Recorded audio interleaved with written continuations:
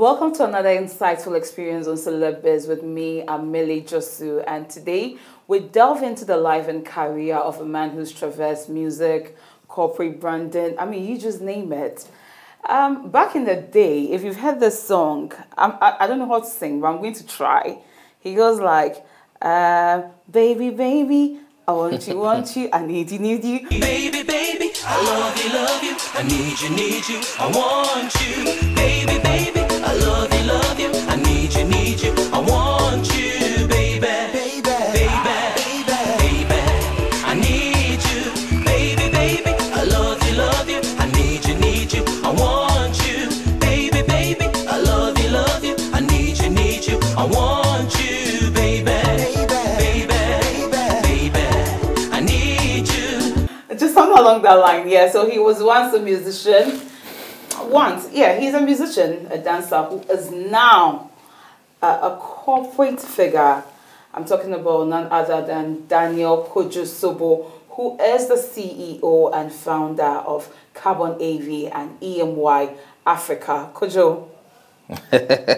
So what the history? I know. I tried going back in the day. What the profile?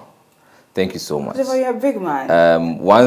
You said I was a musician. No, I am a musician. Once a musician. Always a musician. It's a talent. It's a talent. Which doesn't go away. So yes, even though I'm not doing it like I used to, I can still sing. Yeah. Sitting back, I'll say that your journey has been an insightful one. I can't help but just feel proud. No, right. I know Kojo Sobo. Yeah, it's a bragging right. But let's touch on your transition from music and to becoming a successful businessman who now owns Carbon AV, EMY Africa, being touted as one of the most prestigious award events in this country. That didn't come by. It wasn't a walk in the park. I know, right? Yeah. I can imagine. It wasn't. It's no mean feat. No, it's not. It's not. So, just tell us, how did that shift happen, moving from music to the corporate side? Okay, so I'm an all-round entertainer, and I have always had the gift of putting events together, or organizing people. Right from a very young age, when we lived in Bugoso, my dad is a geologist, so he was a chief geologist at the Bugoso gold mines at the time. So we lived in a very nice estate, and I remember I used to organize Christmas parties, bring people together. I've always had that gift. And so, right when I was in SS, St. Augustine's College, I was organizing stuff. When I was in the university, I was organizing stuff. So it has always been with me. So when I was doing music, my uncle at the time, opened a company, and it was an advertising company. It's defunct now. And then they didn't have an event wing. So I spoke to him you've created this advertising company. Let's create an event wing and put me in charge. He was hesitant at the beginning because I don't have any formal experience in event management. But I told him that I gave him my word that I could do it. So they created an events department and then made me head of the event department. And then I remember I created my first event. My task was to create a first in-house event. Okay. And I created the Legends and Legacy Ball. Oh, so that was you? The La Ball. Yeah. That was me. I was behind the scenes, so people did not really know who it. So I created the Legends and Legacy Ball. I remember, I had a lot of hesitation. This will not work, but I had to defend it, and I had to organize it as well. So right from conceptualization to planning and putting the event together, was me. I led the whole team, and that event, remember, 10 years ago was the biggest event of the year, in terms of setup, experience. I remember our tickets even played music. I've always been very particular about experience. For me, the experience begins with the invitation. So if you've watched me with every invitation that I've put out for any of my events, it tells a story. This year my invitation was a bow tie, a black bow tie. Indicating the dress code? Thank you. So if you don't have a bow tie, I've already given you one. That's where it began. But I I had always done events when I was in school, when I was young. But, you know, doing it commercially or professionally was when I started with Imagine Advertising as the head of events. And that event was everything. I think, remember we had the Rollins, may God bless his soul, and then Nana Kunedu, they had this dance that became an international news. Yeah, I remember. I think, you know, BBC even covered it and all that. So that event was, and I also built, I remember that event, I built a double-decker stage. It had never been done at the conference center. Yeah. Yes, when I wanted to do it, I had a lot of technical people saying it can't be done. And for me, what I hate in this world is telling me that it can't be done. I will show you that it can be done. I know, right? And so we did that, and it was really successful. And then we went on to do a lot more successful. You know, remember Ghana Stands in Worship? Yeah. At the stadium. Yeah.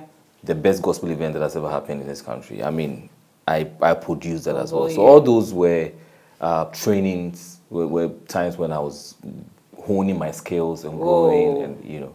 And I left that company and then formed my own company, which is the Cabo Navy. Okay.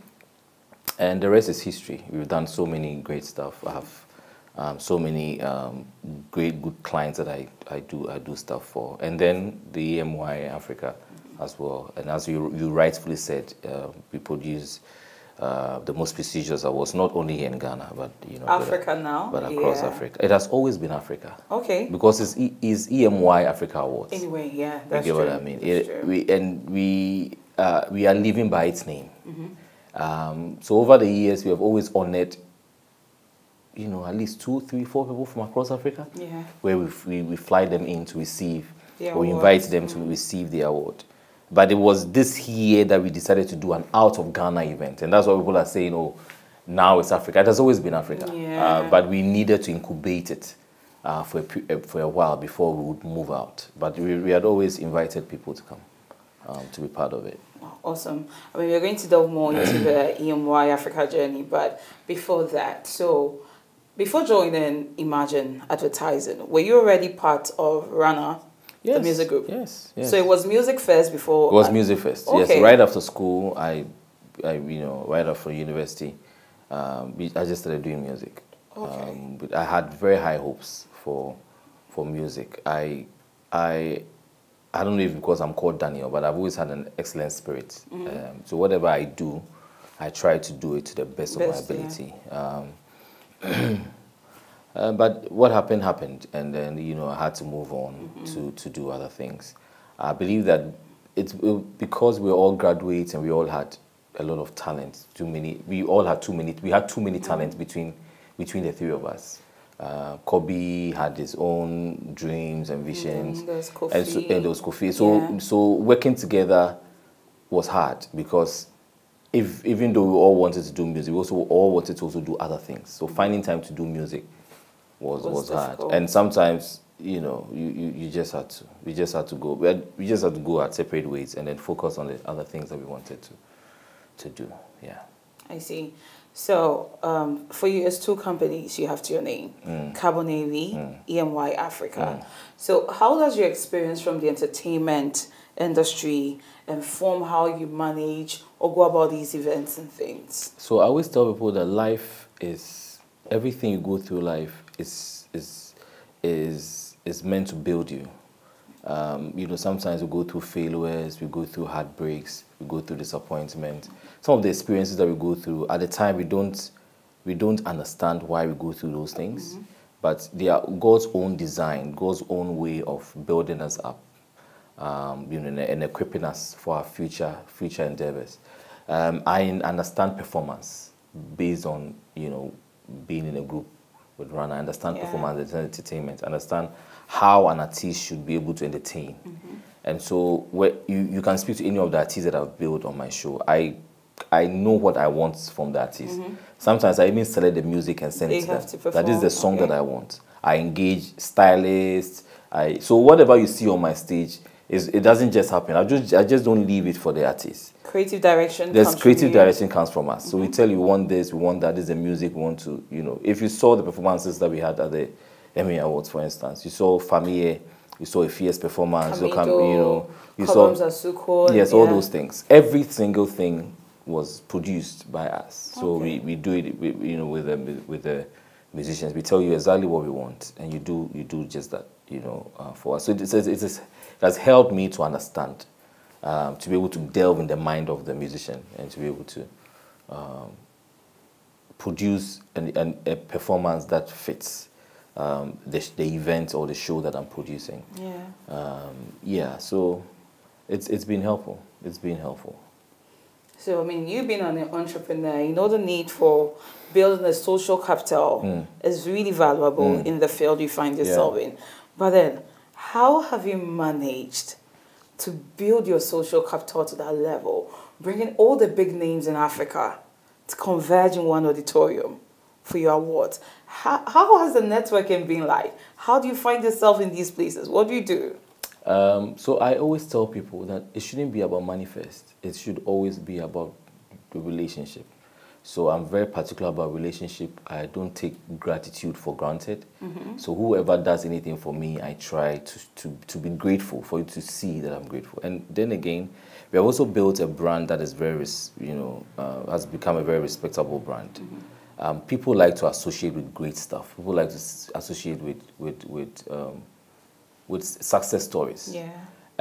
So for me, I see the EMY Africa Awards as a hen that lays the golden eggs.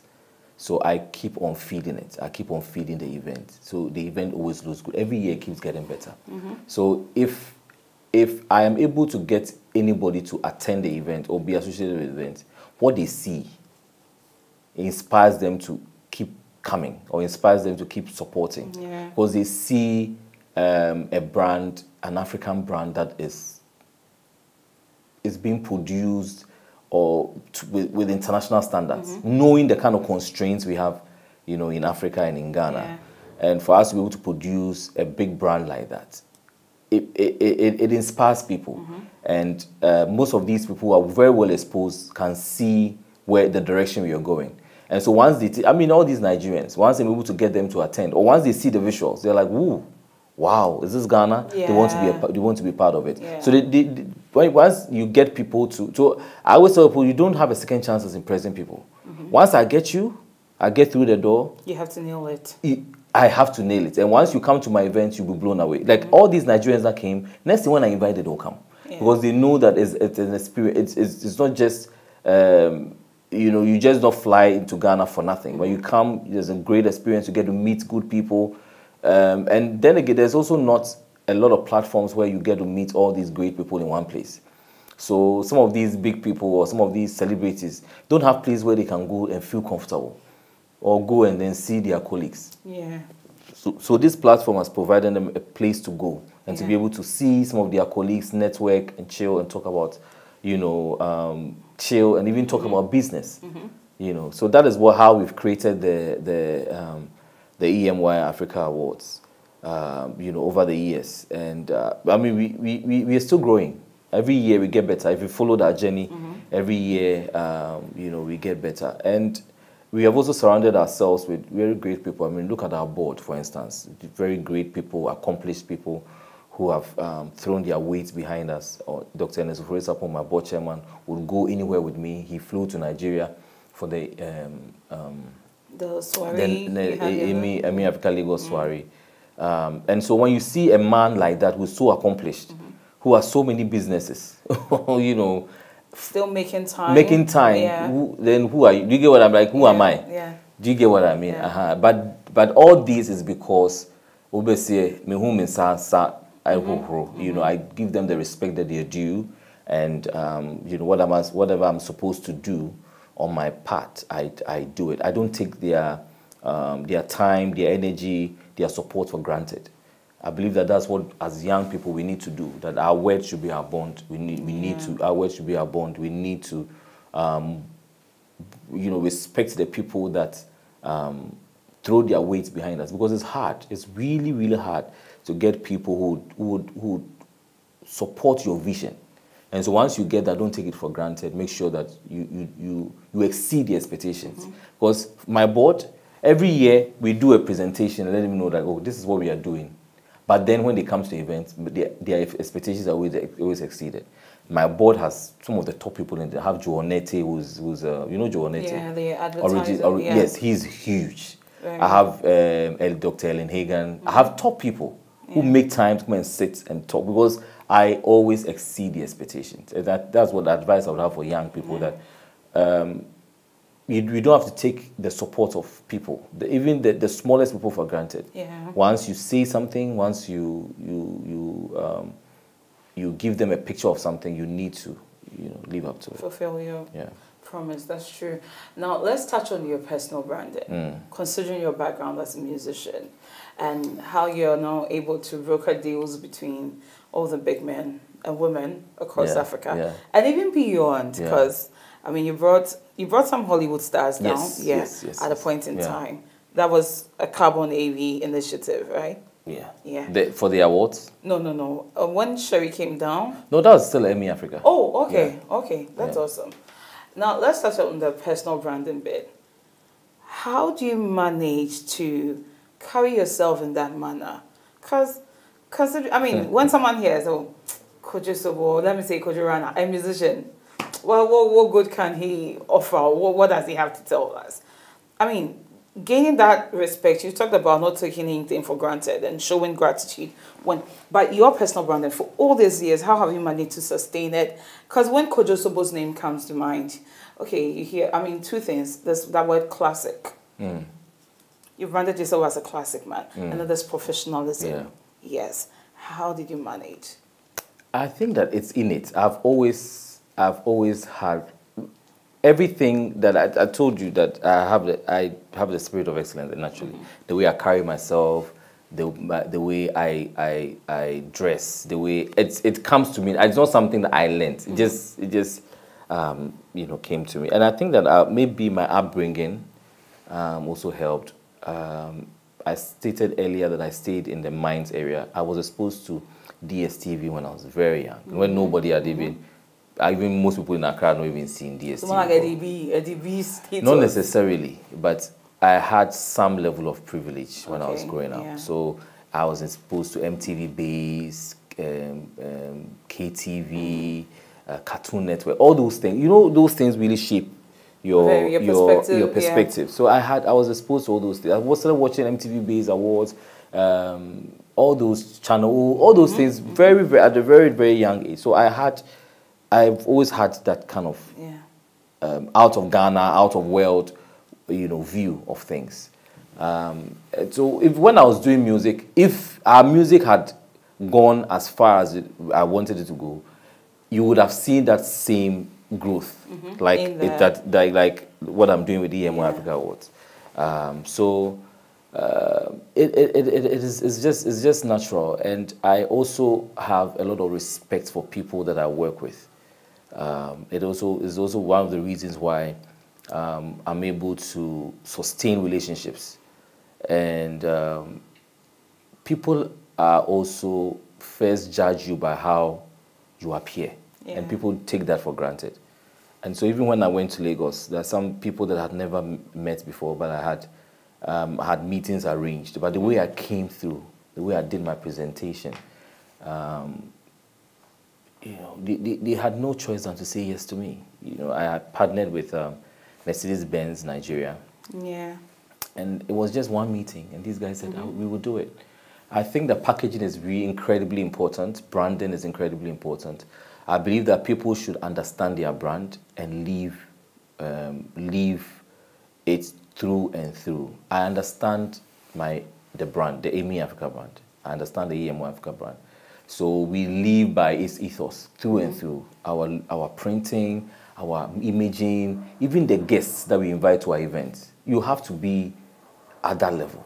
Okay. So everything comes together. So it becomes like a 360. Yeah. So that's why people say the EMO Africa is so prestigious, because we take every single aspect of that event or that project into consideration. Yeah.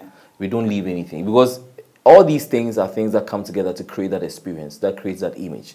So if one aspect of it suffers, it affects the entire outlook. I mean, so reading about you prior to this interview happening, the only shocker was you being a computer science I did computer science. graduate. So I was trying to, marry those two, events, entertainment, Yeah. and then from that computer science perspective. Yeah. But how beneficial has that been in the line When I, of your when, when I career? was in the USC, it was a struggle.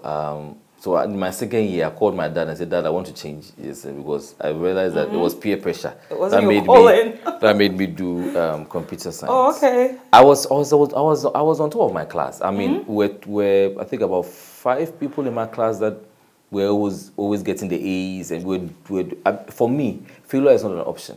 Yeah. So I would do it. I will bend the midnight candle to make sure that I pass my exams. And to think that they will always post results on the board and everybody will see results. Your name and no the grade way, you had, no yeah. way. I had to be in the top. So that was not the issue, but I didn't enjoy it. You weren't happy doing the course. I knew that I wasn't going to do anything with what I was doing because it didn't come natural to me. I mean, I was doing well in the written courses, like where you have to express yourself, right? Yeah. But when it comes to coding, God, I was like, God. Sometimes I chew codes. Chew codes. And once I get to the exam, so I write what I've Yeah. chewed, and then when I look at the question, I'll just put the X and Y just so I pass. So it was a really big hassle for me. But then I think that, just as I said earlier, everything in life is you a lesson. Yeah. I believe that because I was able to fight through that course and still make it on top of my class, because I think we're only 5 people that had second class upper. Nobody had first class in computer science. So it was just 5 of us that had second class upper. Oh. So it has taught me that I can, no matter how the situation, I can fight through it. Listen, the event that I put together, if I tell you how much it cost and what the hassle that I had to go through to pull that event, you wouldn't believe it. But Give me a for rough me, estimate. no, I won't say. But for me, there's nothing like impossible. Yeah. And I had a sponsor pull out just about 2 weeks. One of my major sponsors pulled out just about 2. I will get to that. Pull out just 2 weeks before the event. But then I told myself, no, this will not affect this event. It's going to shake We you went as all the well. way. But you see, it's all because of some of the things that I've been through, the course that I did that I didn't really like, but I had to finish and finish well. Yeah. So all those things are part of it. It shaped me. I mean, but talking about maybe, you're not a CEO of the company, Yeah. balancing your books, making Yeah. sure things are in order.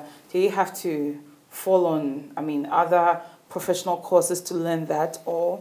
I'm You not just done. meant- So I did my MBA in project management. Okay, So, yeah, okay, so that has also Made helped up me a for lot. that. Yeah. Okay. And how many employees do you have? I have about 12. 12. Yeah. Both Carbon AV and Yeah, EY. yeah, Okay. yeah. And how's your leadership style like?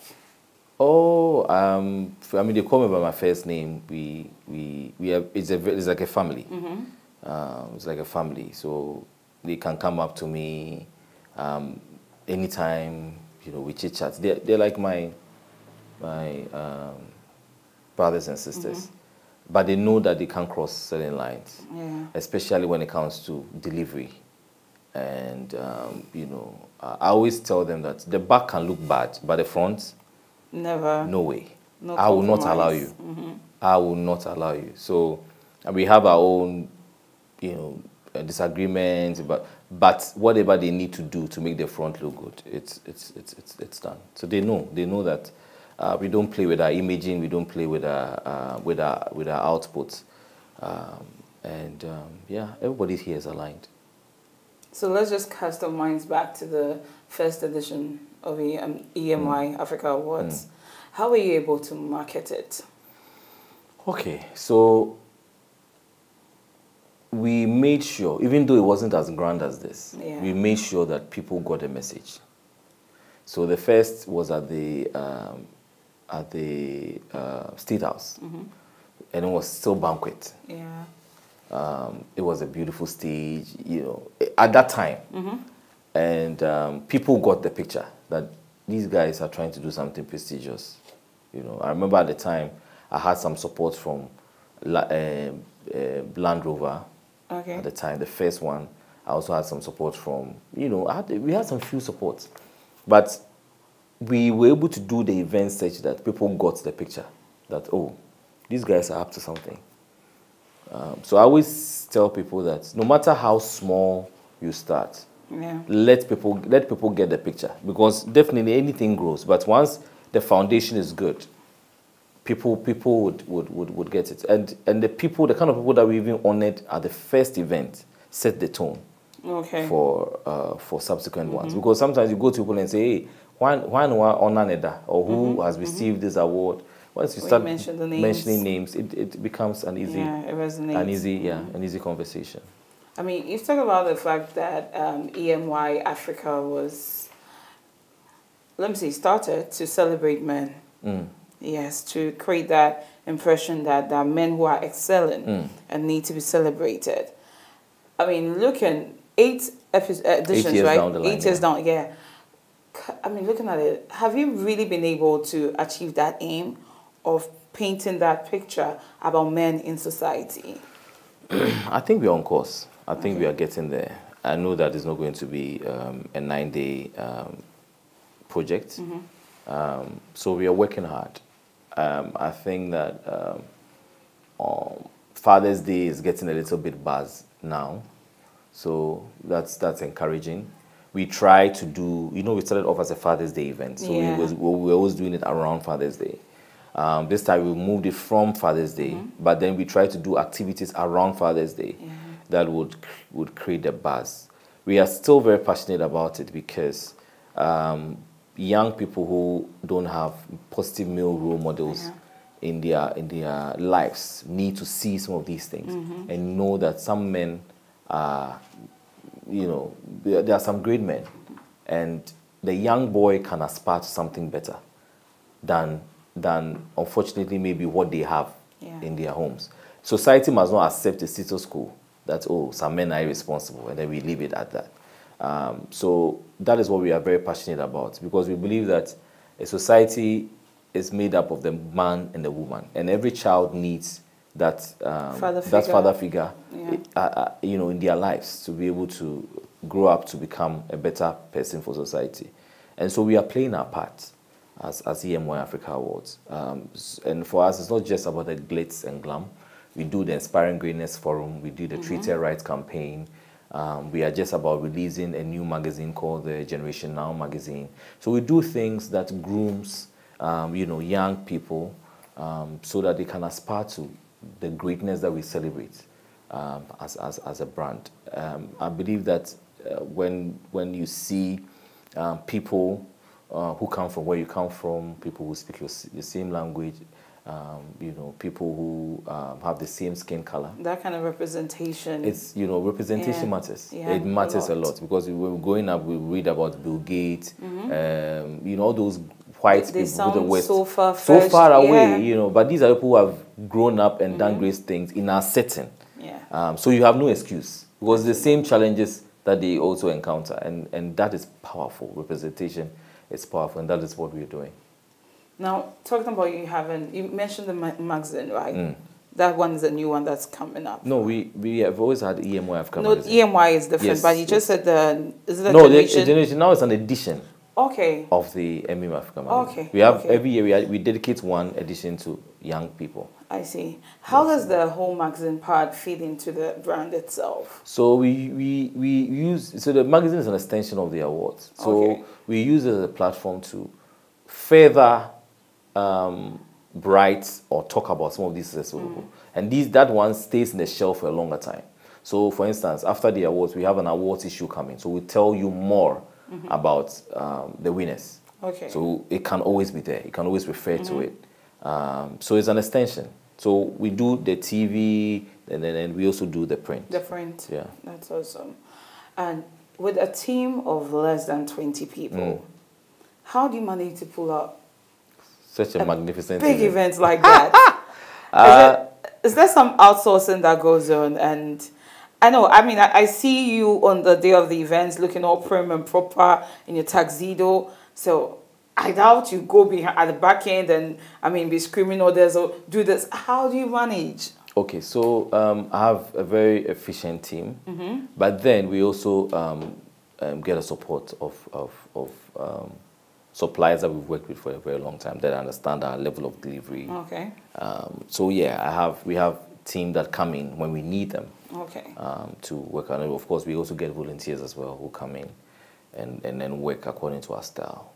We have a very able technical team that we work with, all Ghanaians. So what we did at the Grand Arena was manned by Ghanaians. A lot of people ask, did you bring in some South Africans? No, the talent here that can do the work. So yes, we do it. But and then you saw me all glammed about that I was working. Yeah. I was going once in a while to the back to scream my lungs out to make sure that everything goes according to plan. Yeah. Talking about, how do you call it? You've been glammed up and everything, outsourcing.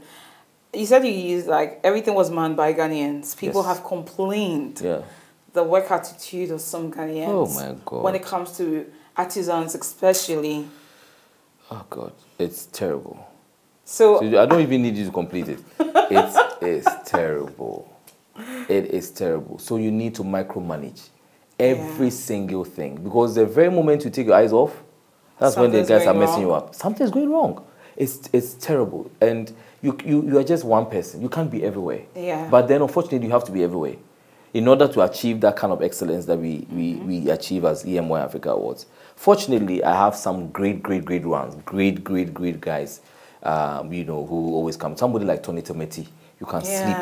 You can go home and sleep, and this boy will work. Deliver. Somebody like Frankie, Rhythms Africa, Yeah. you can sleep, and Frankie will work. Big ideas, they will work. I have WAP lighting, they will work. But there are some people that you get on board, oh my God, you have to scream. It's like they are doing the work for you for free. It's terrible. Like our work attitude in Ghana, it's terrible, and that's why we are not able to achieve that kind of level of excellence. Because not everybody who has the energy like I have, because or nobody to follow up, or it's not anybody that would have the ability to micromanage. I learned in a very early on that if you don't micromanage, people will mess you up. Yeah. But it shouldn't be that way. Yeah. It shouldn't be that way. So we are hoping that people would rise up to the occasion, and so that we can be able to achieve such level of excellence that we achieved at the Would you attribute that to the lack of competitors, or let me say lack of competition in that space? I don't think it's lack of competition. I think it's attitude. It's attitude, because sometimes some of these people come and beg you for the work. Once you give them the work, then they relax. They do it at their own pace. There's no sense of accountability. It's terrible. It's attitude. And a lot of people don't have the spirit of excellence. So they will say, okay, so do you get what I mean? Yeah. If according to somebody has told you to do something, let's discuss how we can do it. Why don't they say it can't be done? Yeah, so that's and a lot of people too are not exposed. They are used to the normal things, and it runs across our corporate. Even some of the marketing managers, when you go to them to let them, do your proposal, do your presentation, some of the things you say, it's over their head. They don't get it. They can't believe it can be done. Yes. If you mention some figures, that's when the conversation ends in their mind. Like with then it just ends there. Why is the person asking for this money? How can we leverage if we're able to give him this money? Yeah. How can we as a brand leverage to be able to make the most out of this investment? People don't think. We think of doing the market activations, putting a billboard in the corner, but those are 1960 way of doing things. Yeah. People have become more disruptive. You go to Nigeria, they are doing more disruptive activations. They are doing more disruptive, partnerships that brings your brand closer to your desired customers. So yeah, it cuts across, and it's very, very frustrating. And it's one of the reasons why I'm doing all these activations outside Ghana, because I believe that most people outside Ghana will get me. Yeah, will the get picture me. you're trying to paint. Will get me, because here it's hard. It's hard. People would have to come up to par. It's just hard. Wow. It's just hard. And I feel that sometimes it makes me, sometimes I feel that, am I in the right place? Because it looks like my vision and my dream is too big. Way too big for the country itself to contain. It's too big for people to really understand, you know, and sometimes I feel like I'm too much. Or sometimes it comes across as we too know. But that is not how it is. It's just how I operate, you know, and trying to getting people to tune in to your vision is hard. It's hard. But I'm thankful that I have a few people who are there with me. So taking it from that corporate angle where you have to pitch your idea to marketers and the likes, getting sponsorship from corporate brands has been an issue in this country for the longest time. It's terrible. And this is the case, you're trying to say, oh, you've crossed your T's and dotted your I's, but from that angle, they're also not seeing your vision. Yeah. What do you think can be done to make sure everyone is at par? I think that the corporate institutions to really, especially for marketing, you really need to get people who are very well exposed, people who are open-minded for those positions. That, unfortunately, that's the only thing that can help, because they can defend, they can, you know, let the brands understand that this is the direction that we need to go. As far as we can only do our best, do our projects. And for me, nothing discourages me. If you're a corporate brand, you're coming along, fine. If you won't come along, I'll still do my events and do it to the best of my ability. Elsewhere, some of these corporate institutions will rather come and pitch to you that we see your brand, we see where you're going, we see that it's good, we want to partner. They will pitch. Like, you have about 4 or 5 companies pitching to want to be part of it. Fine. Fortunately, I have a few who do that here in Ghana. You know, even the first time that I partnered with Multimedia, it was I remember it was Santor who called me, who even sent me a DM and said, I like your project. So I thought, until that time, nobody had done that. I thought it was a prank. So I called somebody in your office and said, who is Santor? Well, I've never met him before. Yeah. He says he's a CEO of MD of Way. And I was like, so he invited us for a meeting. Me and Soraya and the team came. He came and he outlined how, you know, Joy Prime was doing well, but it was predominantly watched by females, and he wanted more male to watch. And so he sees my platform as a predominantly male platform that attracts a lot of top people who are in top positions. So he wants to put it on his platform. I was watching him like this. This is someone a serious marketer. This is someone who gets it. So if you get a lot of Santoks in corporate institutions, why would people who are doing great things suffer? They also not, because they would understand that what this guy is doing is in tune with our vision. So let's partner with him.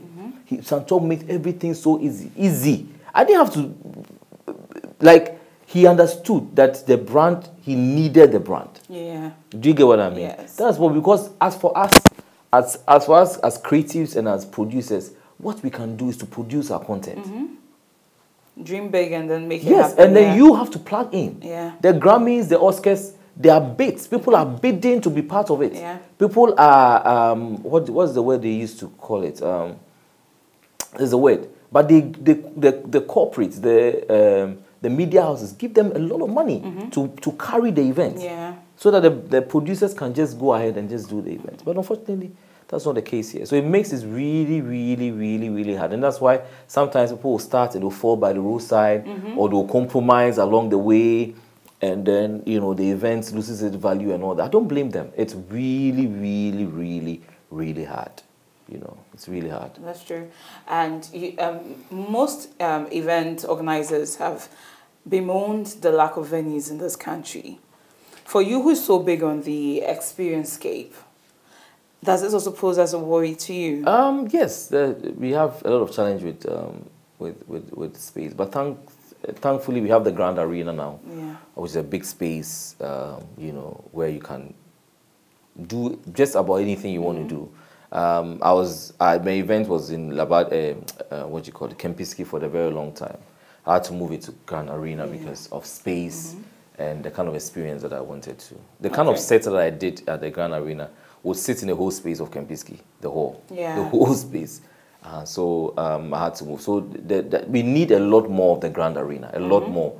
The share size, the scale. We need a lot more of those venues so that at a given time, 4 or 5 big events like the EMO Africa Awards can happen in the country. Yeah. That's cool. Now let's talk about the micromanaging aspect. Someone will say, why don't you delegate? You have a number of people. Is it that, do you have that kind of OCD where you want things to be done your way? And because of that, you can't delegate and, just let people handle and you can just sit back and look on? Okay, so I always delegate because, of course, I can't do everything. Yeah. But my dear, when you delegate, I've done it before. There are times when I've delegated and people have just messed me up.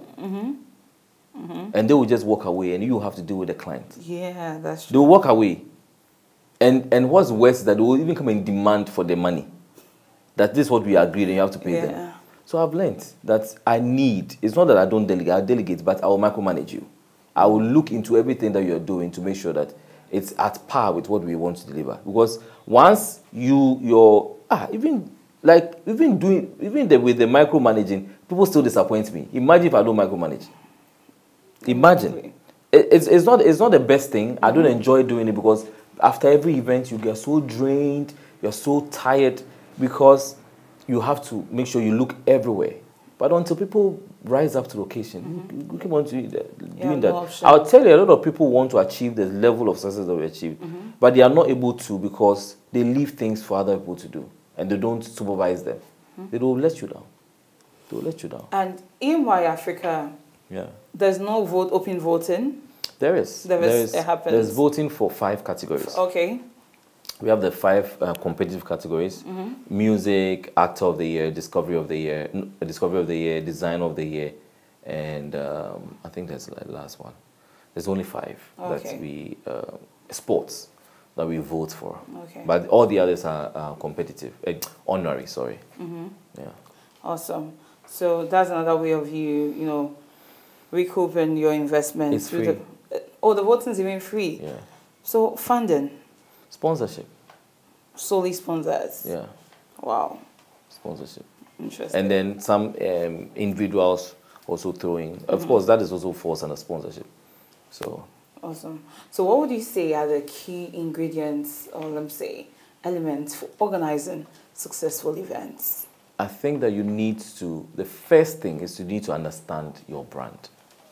Is it an exclusive brand? Is it a brand for what is your brand? Once you understand your brand, you know what to do. Your brand, your communication, your creatives, how to put the event together. It becomes natural, and people would just follow it because they get it's a story. Does the story make sense? It does. So the story makes sense. For us, it's an exclusive brand. It's a premium brand. So everything about it should scream premium. Our presentations, our creatives, our communications, where we host the event, who gets to attend the event, our setup, our stage, everything should culminate into that premium experience. If you're doing an event that is for the masses, you're going to do an event for the masses, you can decide, okay, I'll do the event in Choco, I'll do this kind of stage. That is the kind of event. So you shouldn't compare apples to oranges. You get what I mean? So, but wherever your brand sits, do it and do it well. Understand your brand, you do it and do it well. And we also need to respect the people that we work with. We need to have create very good networks, very good relationships, because that is what you fall on. When all the money and the resources are not there, you fall on relationships. Because I tell you, I have very good relationships. So sometimes I might not pay as much as you were supposed to will pay. Because the people that I work with enjoy working with me because I am respectful first and foremost. I show gratitude at the end of the day. And then whatever agreement I have with them, if it's X, I make sure I fulfill it. So we need to build good relationships, good networks that we can fall on. So for me, it's not even just about the people I work with. It's the people that I honor, the kind of successful, great people that are in my space that I keep on falling on, or they keep on coming. And what's that philosophy that guides you?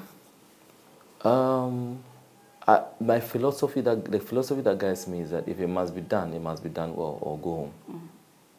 Come correct or don't come at all. Yeah. So even my invitation, I told them that if you better come dressed well, or go home. You're not going to be allowed to. I can imagine. Did you see the dresses?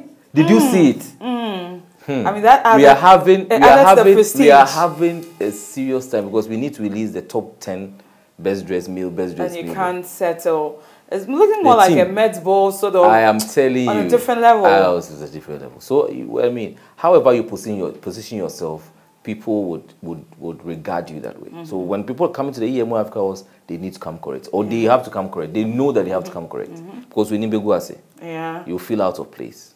Yeah. So considering all the standards you set, where do you see the EMY Africa brand in the near future? Our goal is to become the most prestigious, awards in Africa, where everybody across Africa would want to fly in and be part of the experience.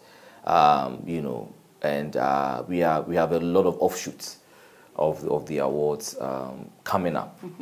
We've thankfully been able to do the soirees. So the soirees are going to be road events, pre-road events for the awards. They'll be moving across. Yes. So we're doing. Nigeria is constant now because we have so much love from Lagos that we want to keep it there, and then we also do across Africa. So we can very soon you see that in South Africa, in Kenya, in Rwanda, and then we also have the Men of the Year party, which is every year. We have the Greatness Walk, which is every year. We have the Inspiring Greatness Forum, which is every year. We have an Expo. Coming up early next year. People should watch out. If you have any great brand that is a premium brand, that is a platform that you have. We already have people in our DM saying you should do an expo for us to come. We premiered one in 2017 or so.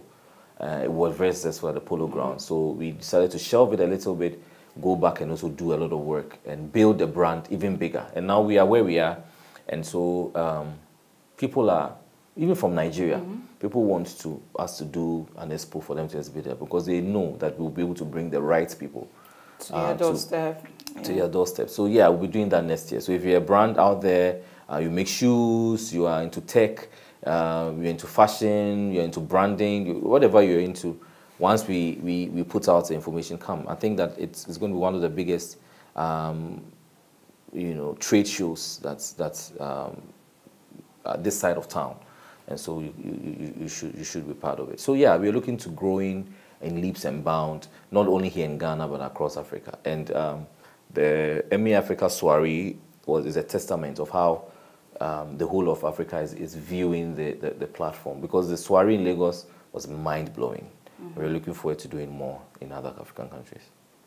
And I mean, you said that brand up there as that entrepreneur who's seeking to attain excellence. What would be your advice to other aspiring entrepreneurs who see Kojo Sobo and go like, I also want to be like a Kojo Sobo one day? Considering the business terrain and everything you have witnessed, how are you going to advise them? I think that people should know that it's not a walk in the park. You need to put in the work. Your word must be your bond. You need to be able to brand yourself very well, carry yourself very well, and you need to respect and nurture relationships, because money will come and go, but relationships, they stay forever. Yeah, so you need to know how to nurture, relationships. So, throughout the years, what would you say has been your biggest learning experience? It's been many, so many difficult times, so many hard times. But my experience is that nothing should break you. Once you put your eyes on a ball, nothing should stop you. So over the years, I've built a lot of resilience. A lot of people ask me, that, how do you do it? And I say, it's because I'm resilient, and I also trust in God. So once I have goals and vision, I pray.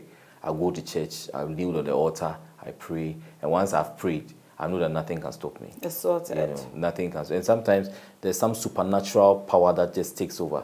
I wrote on my Instagram page that you know, we did our best. We work hard, but at the end of the day, God's kiss makes a difference. Yeah. So you do everything, and then God will kiss it, mwah, then It's it perfect. just becomes perfect. Yeah. So you can't take the God factor out of it, but then you need to also work hard.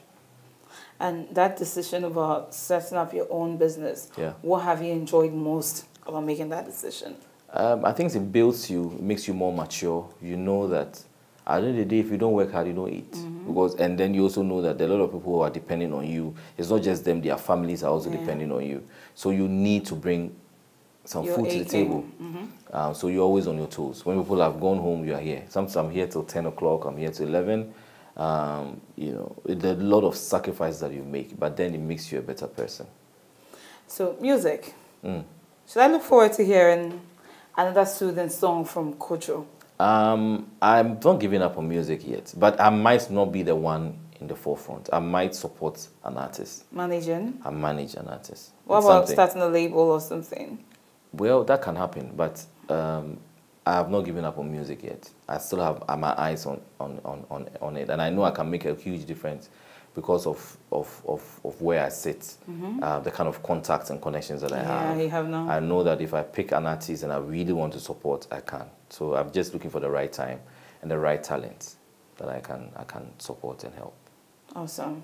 It's been a great time. Thank you so much. Sharing this moment with Thank you. you. So I know that this has been a long time coming. I know, but right? We finally had made us to do it. Finally. But I mean, you. I can't help but wish you continued success Amen. in all your endeavors and Amen. keep making us proud. Amen. It's a good feeling sitting back and seeing all the successes you keep choking. Amen. So we're just wishing you the best. Amen. Thank you so much for your Thank time. you so much. Thank you so much. And thanks to you too for doing the watching. Until I come your way same time again, this has been Celebes with me, Amelie Josu. I hope you enjoyed this and stay safe. See you sometime soon.